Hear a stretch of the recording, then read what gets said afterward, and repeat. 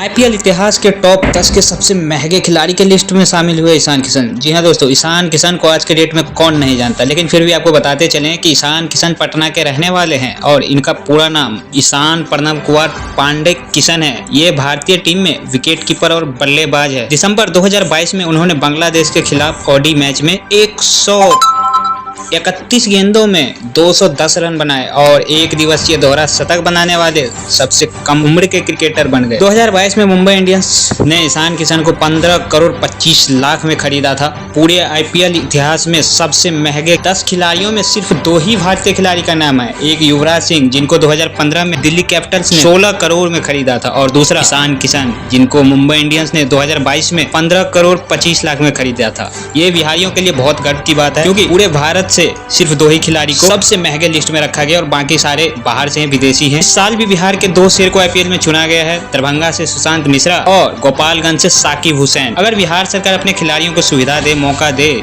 तो और भी बहुत से खिलाड़ी हमारे बिहार से निकलेंगे। आप लोगों को इसके बारे में क्या सोचना है, कमेंट बॉक्स में जरूर बताएं और मिलते हैं अगले वीडियो में। तब तक के लिए आप हमारे अगर इस जिला मधुबनी चैनल को पहली बार देख रहे हो तो प्लीज सब्सक्राइब कर लो ऐसे ही वीडियो देखने के लिए।